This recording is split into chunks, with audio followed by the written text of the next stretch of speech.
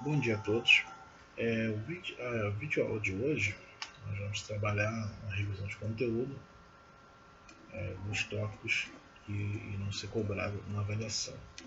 E, além de assistir o vídeo de hoje, eu aconselho a todos olharem os vídeos anteriores dos assuntos abordados, da mesma forma que você tem, além do conteúdo, você também tem material em algum desses publicados, vídeos extras dando uma complementação do conteúdo. Então vamos trabalhar numa linha do tempo, onde você vai ter a Reforma Protestante e a Contra-Reforma. Depois vamos trabalhar a expansão marítima, o choque de encontro de culturas e o último tópico, que é a colonização portuguesa na América, que deu origem à colônia do Brasil, que futuramente é o nosso estado hoje, território do Brasil. Vamos inicialmente pela ordem. A Reforma Protestante, para quem não lembra das aulas anteriores, foi um movimento que ocorreu dentro da Igreja Católica que criou um cisma e uma divisão. E vários fatores contribuíram para essa divisão da Igreja. Entre esses fatores, antes de começarmos a pontuar um a um, temos que lembrar que lá no século X, essa Igreja Católica ela sofreu a sua primeira divisão, que foi o cisma do Ocidente, aonde você vai ter a origem da Igreja Ortodoxa. E um século antes, essa Igreja Católica ela tinha sido criada pelo Imperador Constantino. Lembrando novamente, para quem não lembra das aulas anteriores, a Igreja Católica só a partir do século IX. O que veio antes do século IX, você tem uma religião cristã que você tinha várias linhas de pensamento, geralmente montadas e desenhadas por uma visão completamente diferente que cada um dos apóstolos tiveram no início da igreja, e também de seus discípulos, os outros discípulos, e até a adoção do cristianismo, não a Igreja Católica, tá? Não vamos esquecer disso, o Império Romano, bom? E, para relembrar, a primeira igreja, para quem não lembra o que significa igreja, aqueles que foram chamados, se inicia aproximadamente uns 70 anos depois do nascimento de Cristo. Então, muitos daqueles apóstolos não estavam vivos e ficou incumbido aos discípulos desses apóstolos a união dos textos que deram origem às escrituras sagradas, que seria hoje o Novo Testamento, que vão decorrer de séculos à frente, esse Novo Testamento sofreu algumas alterações. Mas quando chega no século X, a igreja sofre essa divisão, inicialmente por vendas de perdão, que são as famosas indulgências, e a questão da submissão do homem à própria igreja. No vídeo que eu botei lá na aula, lá na primeira aula que a gente trabalhou a Reforma Protestante, vocês têm um vídeo que é uma diferença entre a Igreja Católica Apostólica Romana e a Igreja Ortodoxa. Bom, tem 5 minutos antes de me enganar desse vídeo, vocês vão ver as principais diferenças entre essas duas vertentes do cristianismo.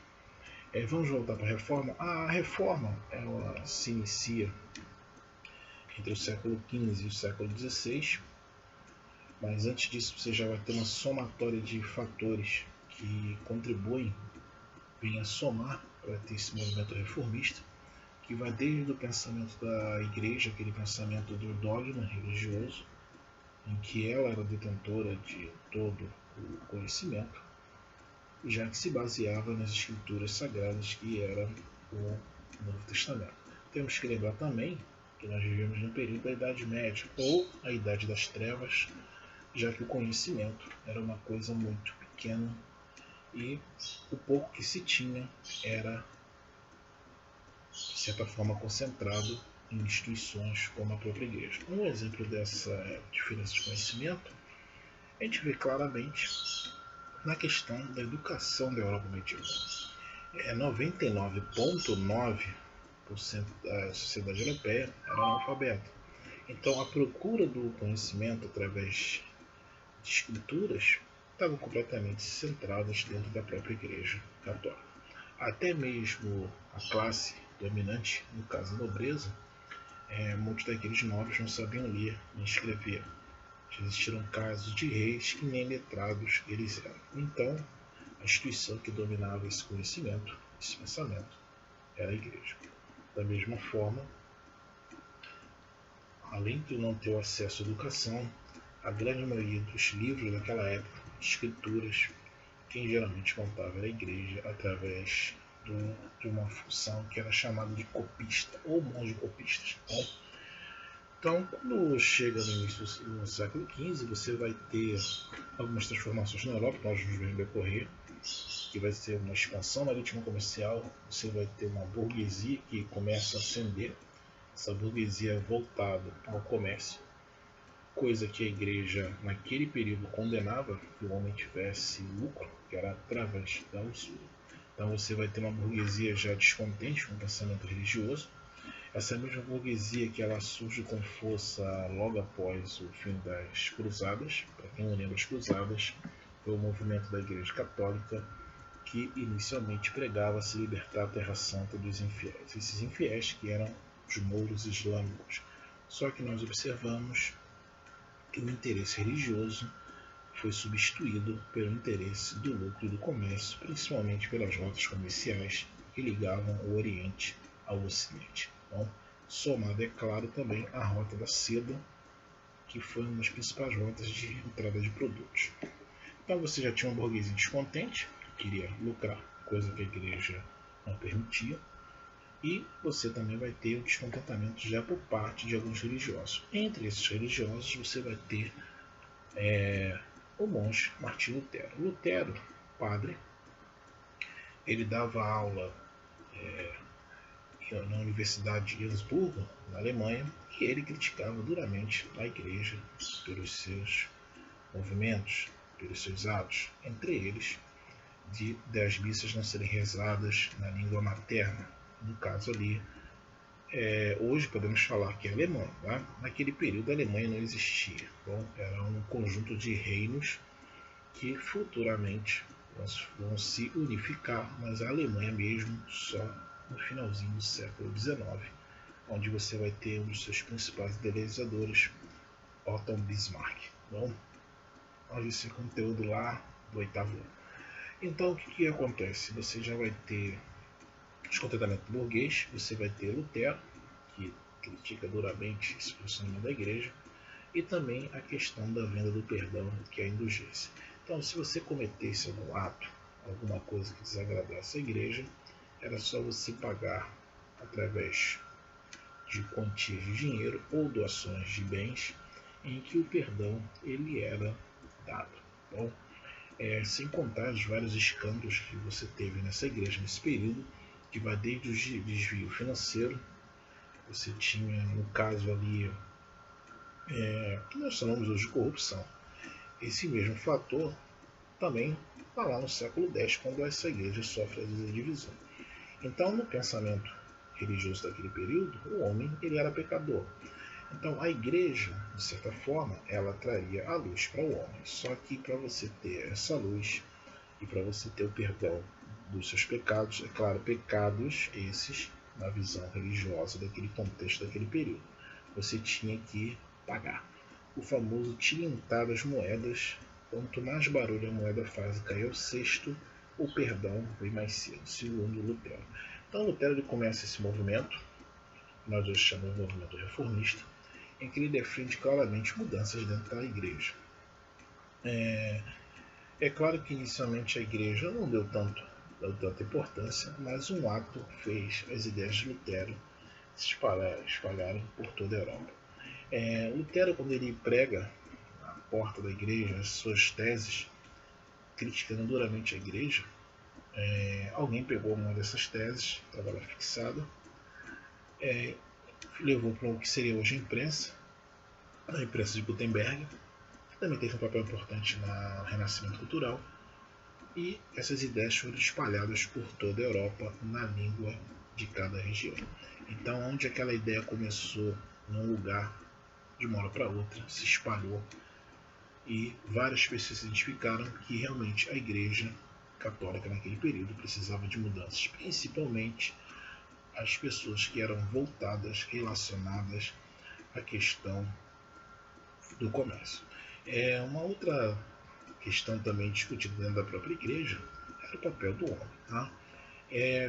O humanismo, que você vê diretamente, o homem ele se torna o centro de tudo, diferente do teocentrismo, onde você vai ter teocentrismo, você vai ter a igreja como centro, ou um Deus. Então, através do humanismo, o homem ele passa a ter o seu próprio pensamento, ele passa a questionar, ele passa a duvidar, ele passa a sugerir. Esse pensamento humanista não é um pensamento novo. Se você for pegar a história da humanidade na Grécia Antiga, você já vai ter esses movimentos. Também tinha a filosofia em que o homem ele começa a questionar. Penso, logo existo. Então você vai ter uma luta pela burguesia, você vai ter uma luta pelas mudanças religiosas e você vai ter a valorização do homem como centro de tudo. Da mesma forma que essa igreja desse mesmo período, isso vai influenciar lá na frente na questão da expansão marítima comercial. A Terra ainda era considerada o centro de tudo. Né? Hoje nós sabemos que a Terra, comparado a um sistema solar, nosso planeta é 1000 vezes menor do que a grande estrela maior, que é o Sol. Uma coisa interessante sobre esse período, eu comentei lá no vídeo da aula, quando Colombo chega na América, os nativos, somente os pré-colombianos, os mais seriam mais avançados, como incas, astecas e maias, somente os maias, que eram grandes estudiosos da astronomia, já sabiam claramente que a Terra era um corpo celeste. Não sei dizer se realmente era essa definição que eles davam na época, e ela girava em torno de uma coisa maior, que hoje nós sabemos muito bem que é o Sol. Vocês têm noção como a igreja, de certa forma, a ciência era uma coisa muito pequena. E isso, é claro, vai passar por um processo de transformação quando entrar no período do renascimento cultural. Tá bom? Então essa reforma ela prega mais direitos, ela prega que a missa seja rezada na língua, ela prega o fim da venda do perdão, das indulgências, ela prega, de certa forma, a questão do celibato. Bom? E quando a igreja se viu ameaçada, ela manda prender Lutero. Só que Lutero ele já tinha uma proteção somente da burguesia, da região ali que ele ocupava, e se identificaram com as ideias dele, especialmente à volta do comércio. Então Lutero ele é protegido, ele foge, suas ideias começam a se espalhar por toda a Europa, e juntamente com ela surge o calvinismo, do João Calvino, e o anglicanismo, do rei da Inglaterra. O calvinismo, diferente de Lutero, como eu trabalhei com vocês lá no vídeo anterior, ele prega a questão da predestinação. O homem já sai predestinado, já nasce predestinado a ser uma pessoa, hoje, na visão de sociedade de hoje, ser uma pessoa bem-sucedida ou não. Da mesma forma, defende o comércio. Quando você vai para o anglicanismo, aí você tem dois fatores. O primeiro fator que a Igreja Católica era dona de grandes porções de terra na Inglaterra. Quando a Igreja Anglicana ela é criada, o rei ele se torna chefe da Igreja, e é até hoje, a Rainha Elizabeth, e todo o patrimônio de terra passa para a coroa inglesa. A outra questão, que geralmente que é a mais lembrada, é o fato do rei querer um filho homem para suceder no trono, e como todas as suas esposas só geravam filhos mulheres, ele pediu à igreja a anulação do casamento, coisa que a igreja não cedeu e não cede até hoje. Tá? Acho que eu já trabalhei com vocês isso nas aulas passadas. Quem casa na igreja católica só pode se casar uma única vez. Tá? Então, esses são os seus principais fontes. Você vai ter uma igreja que controlava o pensamento humano, uma igreja que controlava a ciência, que nós vimos isso lá no Renascimento Cultural.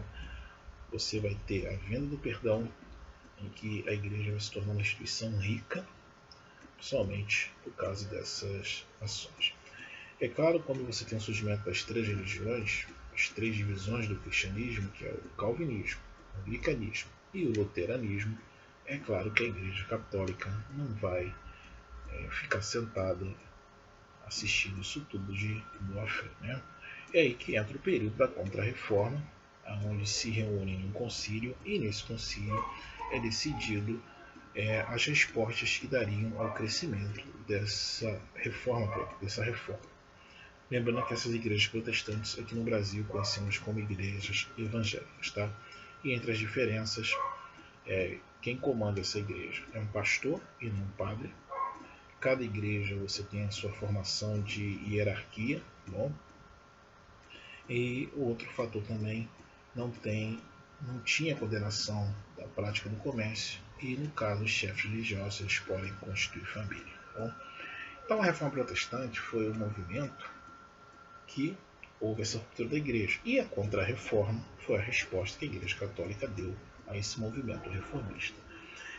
Entre as ações que se destacam nessa Reforma Protestante é o fortalecimento do Tribunal da Santa Inquisição, esse tribunal que existia lá atrás, onde as penas poderiam ser desde penitências de orações a torturas e a pior condenação de todas, você ser queimado na fogueira. Bom, uma outra ação também que vem com essa Contra-Reforma é a criação dos jesuítas. Esses jesuítas, na concepção da igreja, eles deveriam espalhar e tentar cada vez mais converter novos fiéis à Igreja Católica. Esses jesuítas também chegam aqui no Brasil, juntamente com a colonização portuguesa, e também chegam no restante da América com a colonização espanhola.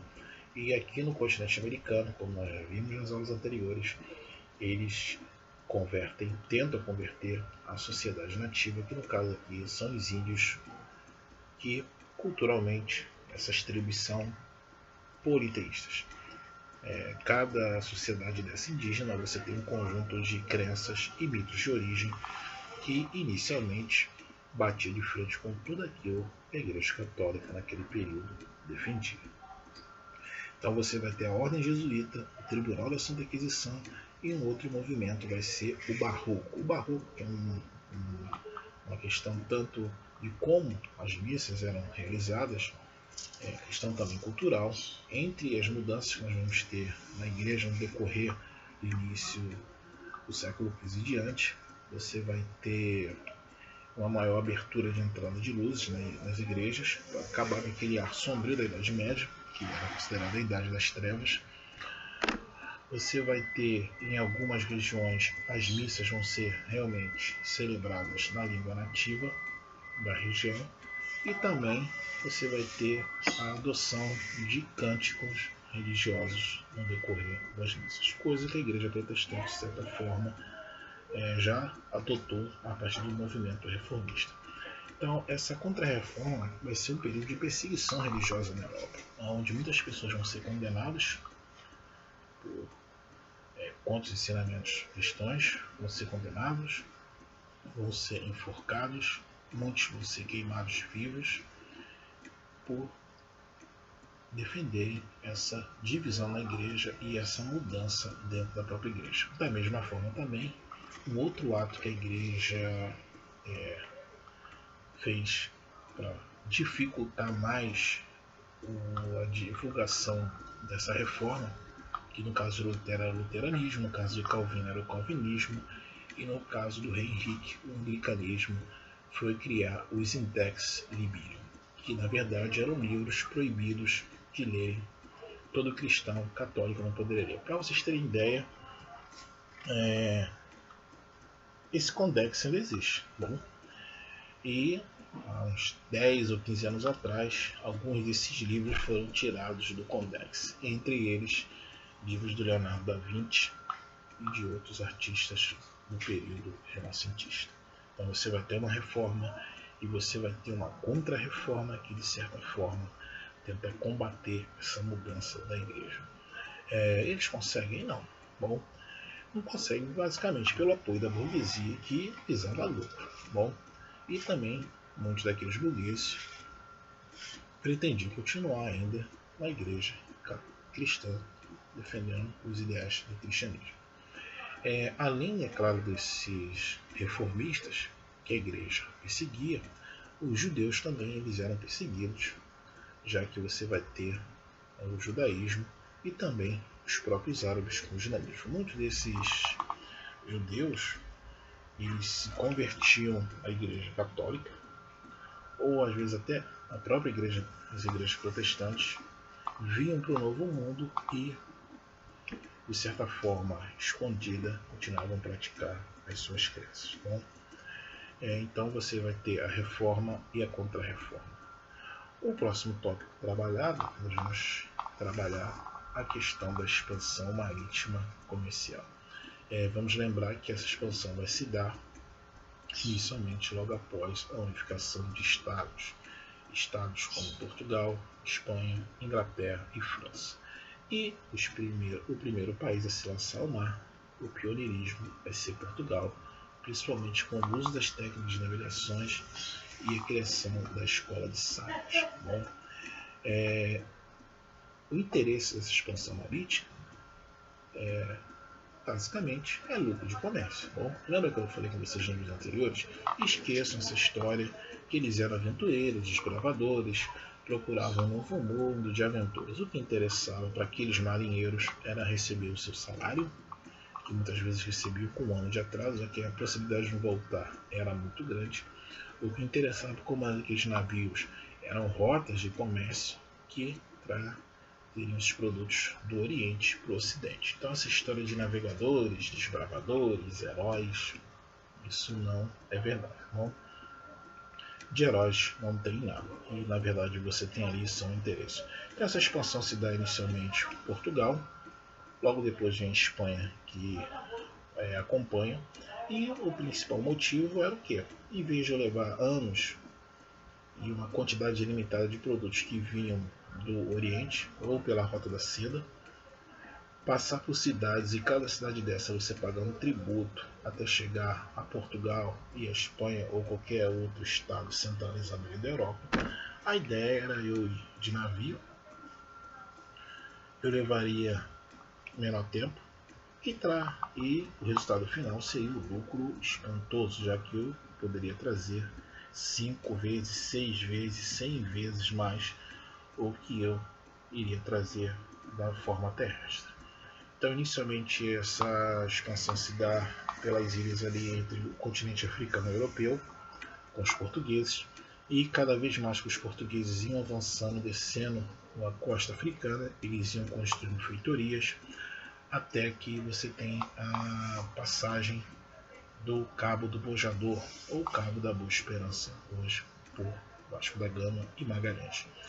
Quando chega na Índia e retorna, o lucro da viagem é uma coisa incalculável, dizem alguns que chegou a 1000% do valor total investido. Bom, e uma outra grande expedição portuguesa que nós vamos ter em 1500 é quando Cabral sai com interesse único, exclusivamente, principalmente de chegar na Índia. O Brasil, eles já sabiam que existia, só chegou aqui, olha, nós estamos aqui, o território é nosso, e vamos continuar nossa viagem, e na volta nem passou por aqui, né? Para vocês verem como isso aqui, de certa forma, era de tal interesse da coroa portuguesa. Então essa expansão marítima, ela se dá pelos interesses de comércio.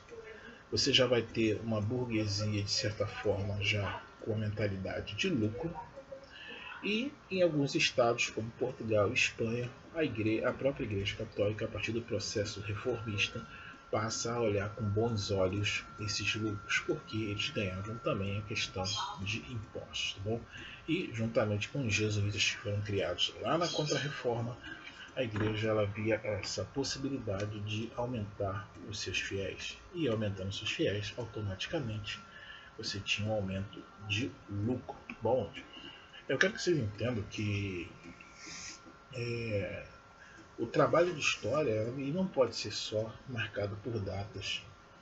E você tem que ter uma visão da questão de comércio.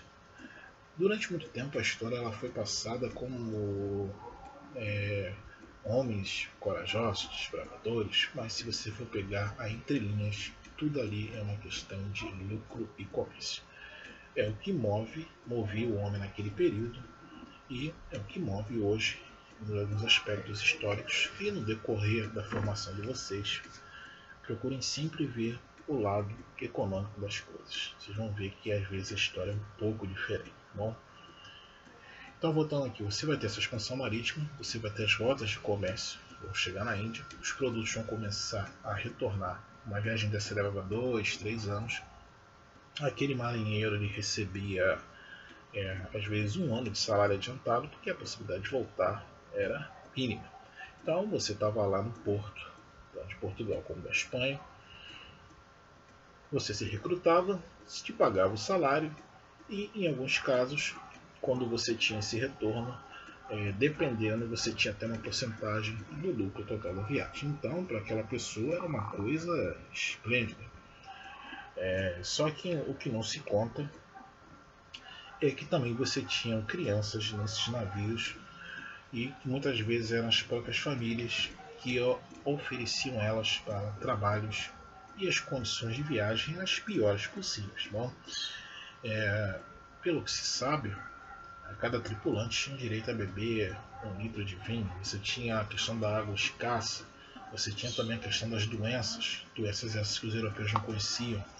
Você também tinha a questão de nem todo mundo, onde esses navios paravam, recebiam eles de braços abertos. Né? Diga-se Cabral, que enfrentou uma guerra em Calicut na sua expedição, no caso, basicamente, o escrivão, que eu já falei para vocês que escrivão, ele na verdade era o contador, veio a falecer, se não estiver enganado, por uma flecha. Então, essa expansão marítima se dá pela necessidade de construir novas rotas marítimas que ligariam o Ocidente com o Oriente através de barcos, e esses barcos dariam alto poder de lucro. Logo depois entra a Espanha, e quando chega no século 17 para 18, com o advento da Revolução Industrial, que vocês vão ver no 8º ano, a Inglaterra ela vai se tornar uma das maiores potências econômicas, principalmente pela construção de uma marinha mercante e também uma marinha de guerra que garantia o tráfego desses navios pelos 4 cantos do mundo. Esse poderio econômico que só vai se findar com o final da Primeira Guerra Mundial em 1918. Então, o interesse da expansão marítima comercial, basicamente, lucro. Então, quanto mais produtos eu conseguisse trazer e conseguisse revendê-los, automaticamente o lucro era imenso. Tanto que quando Colombo, em sua viagem, ele chega na América, e uma coisa interessante, né? Colombo não foi o primeiro europeu que chegou na América. Eu já falei isso para vocês nos vídeos anteriores. Isso já está mais do que comprovado, que os primeiros europeus que chegaram na América foram os vikings, a partir saindo do que seria a Finlândia ou seria a Groenlândia. Tá? Isso já foi comprovado, onde foi encontrado através do estudo da arqueologia vestígios de casa da madeira que tem na Europa e não tem aqui. Possivelmente essa madeira era um pinheiro que sobrou dos barcos, além do ferro, coisa onde eles chegaram ali entre o Canadá e os Estados Unidos numa cultura paleo-índia nativa daquele período, tinha esse conhecimento da fundição de ferro. Então já foi comprovado que esses vikings chegaram na América 500 antes de Colombo. E da mesma forma como Colombo e tantos outros, o que motivava os vikings era a conquista e o lucro através da pilhagem e, com o passar de um tempo, a colonização de novas terras. Tá? Voltando aqui para a expansão. Então Colombo, na sua ideia, ele falava que se ele fosse em uma certa direção, que no caso seria o norte, ele chegaria na Índia mais rápido do que ele descendo a África, contornando o Cabo do Bom-Jador, que hoje se chama Cabo da Boa Esperança, e o tempo de viagem seria praticamente pela metade. É claro que a igreja naquele período não vai aceitar, porque, segundo ele, a Terra seria redonda. Hoje nós sabemos que a Terra é completamente redonda e sem planos no chão, nos polos. Então, quando a igreja ela se vê desafiada, claro, inicialmente não aceita essa ideia de Colombo, a casa de Castela de Aragão, que era, no caso, o rei e a rainha naquele período, de certa forma também não, ele é punido de forma religiosa. No caso, ele paga a penitência juntamente com seu filho, que ele acompanha. Só que aí você vai ter o surgimento de 2 navegantes irmãos que vão apoiar Colombo através da burguesia, aquela burguesia que agora pode comercializar, pode ter lucro, que viu ali uma oportunidade de você ganhar dinheiro, financia essa viagem e Colombo, em 1500, achando que tinha chegado na Índia, na verdade ele chega na América. E o que interessava aos espanhóis, é claro, além das especiarias, era a questão do metallismo. Bom, então essa expansão marítima, basicamente, comércio. Bom, interesse da burguesia e da mesma forma você tinha o interesse da igreja que procurava novos fiéis.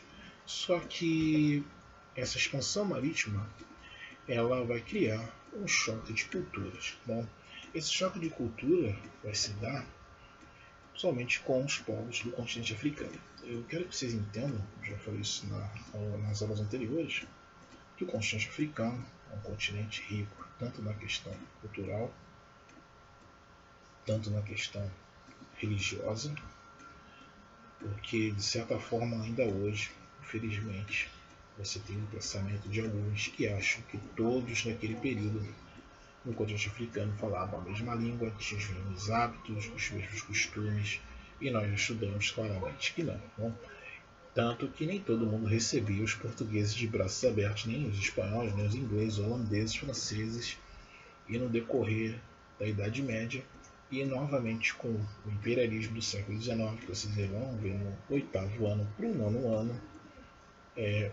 a África sempre foi um continente explorado economicamente. Bom, esse choque de cultura, isso vai gerar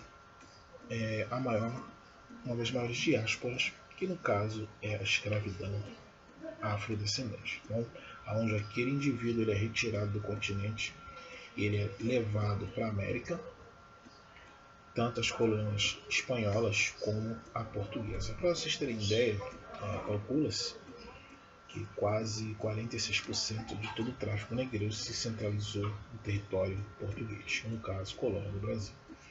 E o restante foi para a América Espanhola. Tanto que alguns territórios da América Espanhola, que agora são estados formados independentes, a escravidão negra ou não existiu ou foi uma coisa bem mínima.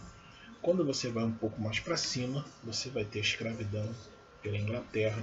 Quando a Inglaterra começa a colonizar as 13 colônias, onde você vai ter colônia do norte, do centro e do sul. A do sul principalmente, que era uma colônia agrária, onde a mão de obra escrava negra foi usada largamente. Bom, e até hoje, mesmo após a abolição da escravatura, tanto aqui no Brasil, como nos demais países da América Latina, Estados Unidos, você ainda tem a questão racial, a questão do preconceito entre a etnia africana e, infelizmente, esse pensamento que toda a cultura africana se resumiria em uma única religião, em um único ato, em que se todo africano fosse igual ao outro. A mesma coisa acontece com o índio também. Infelizmente, aqui no Brasil, ainda se acha que todo índio fala a mesma língua, tem os mesmos costumes, mesmos hábitos. Então, e erroneamente, como eu tinha comentado com vocês, os nativos daqui são chamados de índios. Né? Então esse africano ele era retirado do continente africano, levado para o continente americano na condição de escravo. Só que temos que entender que a escravidão no continente africano, isso não é nenhuma novidade. Não foram os espanhóis nem os portugueses que implementaram e inventaram isso no continente. A escravidão no continente africano ele já existe desde o período do Egito Antigo. Para quem não lembra das aulas do 6º ano, a base da economia da sociedade egípcia era escrava. Bom, e da mesma forma você tinha rotas comerciais que ligavam através da Rota da Seda, em que você tinha tráfico de africanos, somente entre os árabes. Você tinha o tráfico africano dentro do próprio continente africano, já que ali você vai ter dois modelos de escravidão. Né? Como ter esse modelo? Você vai ter a servidão, que no caso você não é um escravo, você serve a determinado grupo de pessoas ou uma pessoa, você tem uma compensação e com o passar do tempo você pode seguir. A escravidão é completamente diferente, em que você é obrigado a prestar serviço, você não recebe nada por isso, sem contar a questão dos maus tratos e da tortura. Para vocês terem dessa travessia dos africanos tanto para a América, ela se dava em navios que nós chamamos de navios tumbeiros ou tumbas, e as condições eram desumanas. 30% desses escravos não chegavam ao continente americano, ou morriam de doença, ou morriam por falta de alimentação, ou muitos eram mortos também por revoltas. Tá bom? Tem 3 ou 4 pedaços de filme que eu botei em uma das videoaulas que trabalha essa questão do castigo físico dentro desses navios, e também você tinha um alto índice também de suicídio. Bom, porque imagina, você saía do seu ambiente, era levado contra a sua vontade a uma nova realidade. E muitos desses escravos que vieram, eles eram agricultores, eles eram ferreiros, médicos, você tinha reis, rainhas, você tinha uma nobreza, já que você tinha já sociedades já montadas. Muitos desses escravos contribuíram, principalmente aqui no Brasil, isso agora está vindo à tona, graças à pesquisa histórica. Você teve uma grande contribuição na arquitetura brasileira do século XVII, XVIII. Você teve nomes notórios no decorrer do século XIX que volta à literatura. Você vai ter, hoje em dia, já está sendo fonte de pesquisa, que uma das primeiras advogadas do Brasil foi uma negra. Bom, então, a gente tem que ter uma percepção que esse afrodescendente, esse negro, quando vem da África, não era um boçal, como os portugueses chamavam, que eram todos aqueles que não falavam português, ou todos aqueles que, de uma certa visão, na concepção europeia, essa concepção etnocêntrica, em que aquele africano, ele não tinha cultura, não tinha raízes, e da mesma forma a própria Igreja Católica daquele período, não só a Igreja Católica, como a Igreja Luterana, a Igreja Anglicana e a Calvinista, em parte defendiam a escravidão do negro. Bom, enquanto o nativo americano, aí entre as missões jesuítas, eles pregavam que poderiam ser salvos, serem convertidos, a deixarem de adorar os elementos da natureza e adorar o único Deus, se tornando monoteísta, através do batismo e da conversão. Isso não se aplicava à mão de obra negra, bom, onde esse negro ele somente era para mão de obra escrava.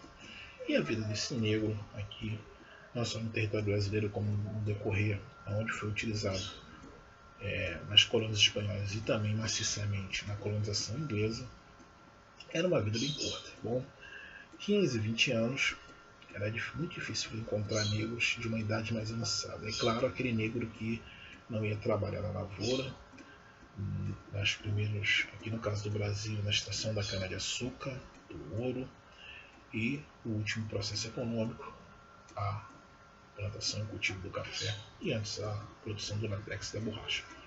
Era aquele escravo que ia na cidade, vivia morando nos grandes centros urbanos, e que seria equivalente a um prestador de serviço doméstico.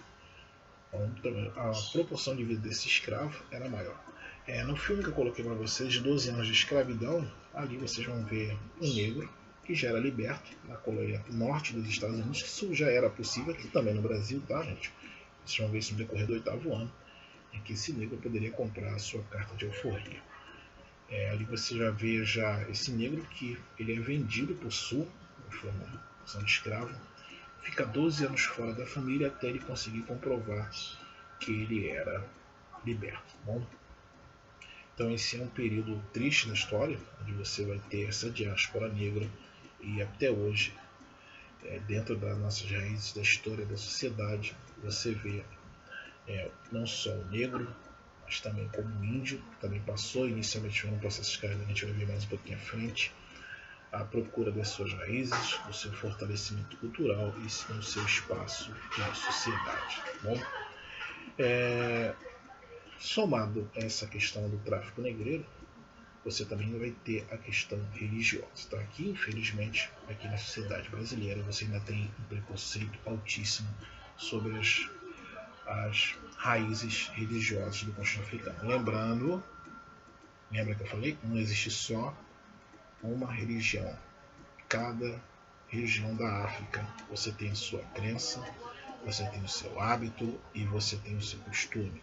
No caso aqui do Brasil, entre os mais conhecidos você tem o candomblé. Bom, coloquei também um vídeo lá em um material explicando todas essas raízes, é um documento, a origem de cada parte, de cada entidade que está diretamente ligada aos elementos da natureza. Bom, para vocês terem noção como a complexidade dessa formação religiosa, isso é um processo que levou milhares de anos e é bem mais antigo do que o próprio cristianismo. Da mesma forma que esse negro, quando chega aqui no Brasil, ele tem que se adaptar às suas crenças, relacionando muito a santos da Igreja Católica. A Igreja Católica é essa aqui no Brasil, como no restante de toda a Europa, a América, principalmente espanhola.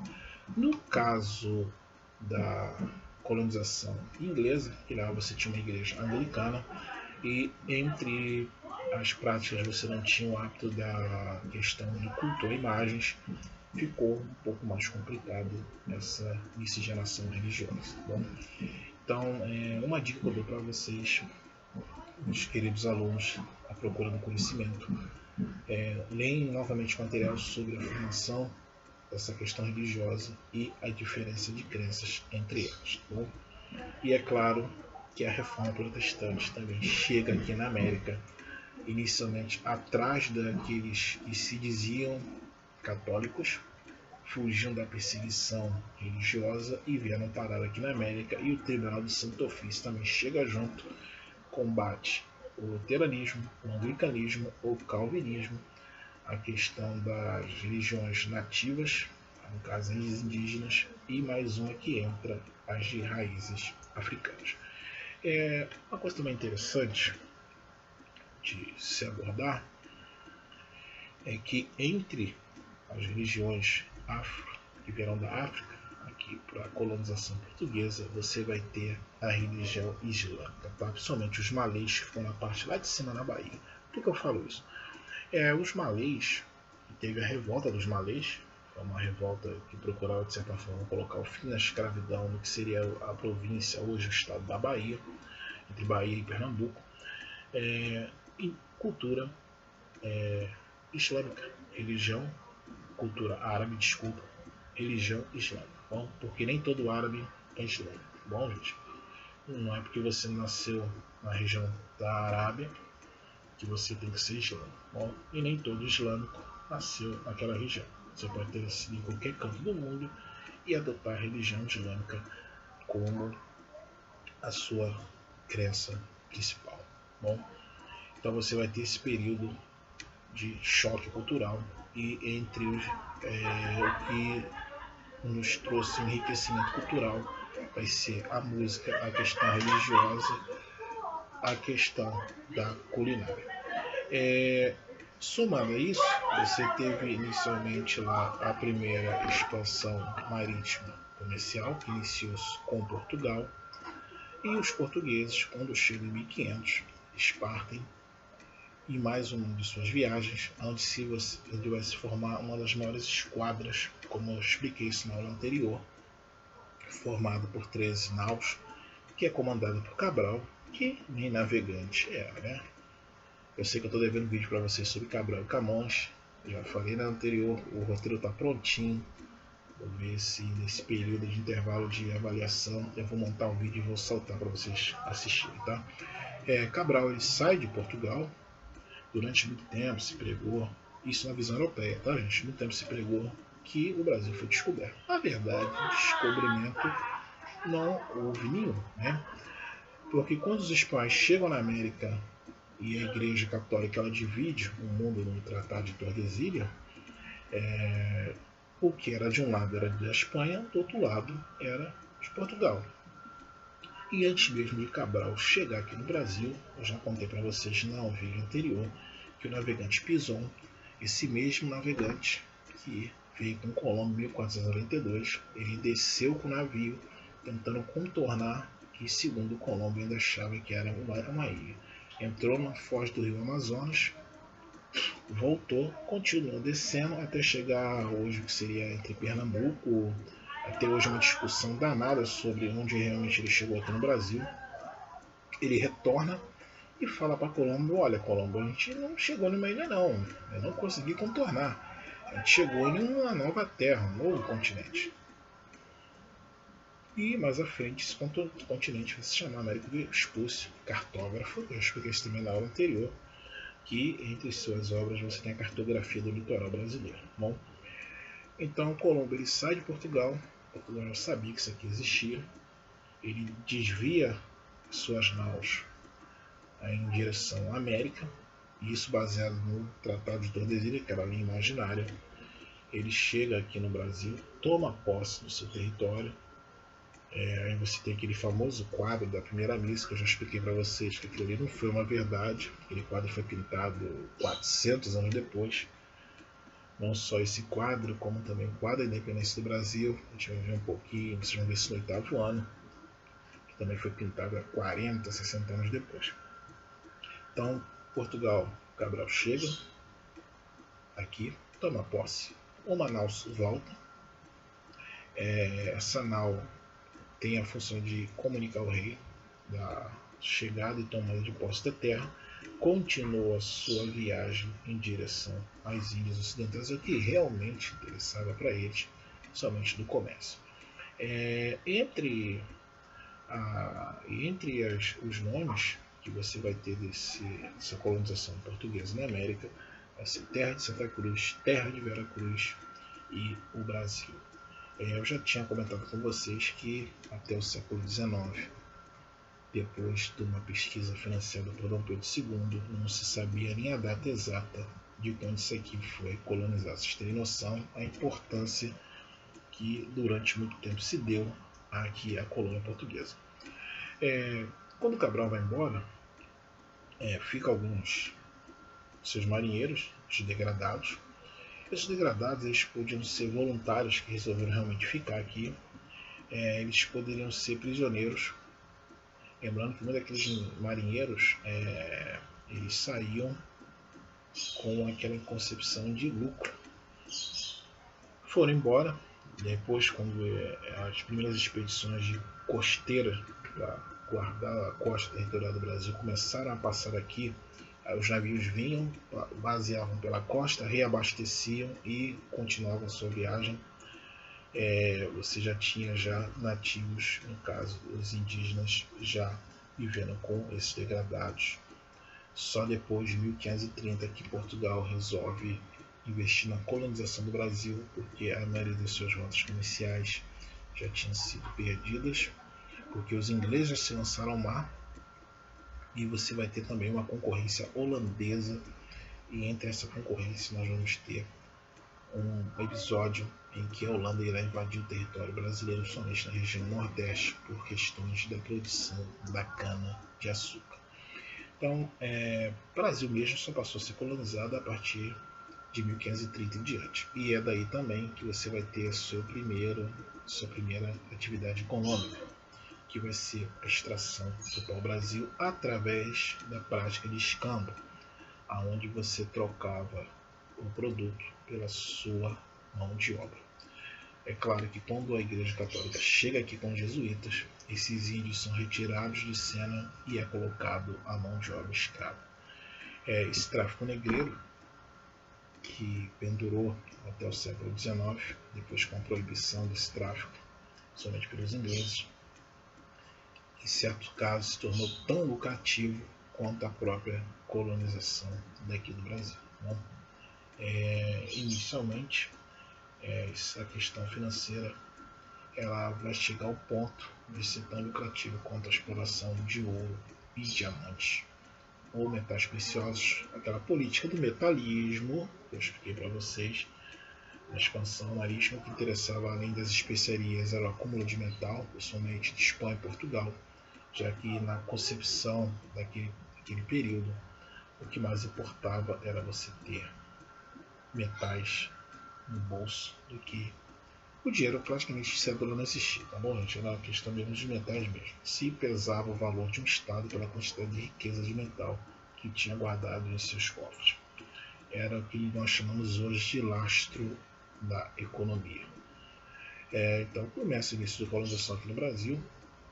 Você vai ter a extração do pau-brasil, que era a madeira utilizada para a extração da tinta. Essa mesma madeira existia um parente da família na Ásia, só que em vez de você descer todo o navio, ir lá e voltar, era mais rápido você vir no Brasil e retornar com o navio lotado de pau-brasil, onde se tirava uma tinta, o tingimento da roupa, que se usava assim somente pela nobreza e pelo alto custo desse tingimento.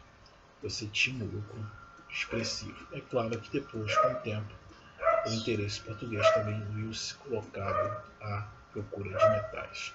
Aí você vai ter um segundo ciclo da economia brasileira, a gente vai ver mais um pouco à frente, que vai ser a plantação da cana-de-açúcar, um terceiro ciclo, que vai ser a exploração do ouro.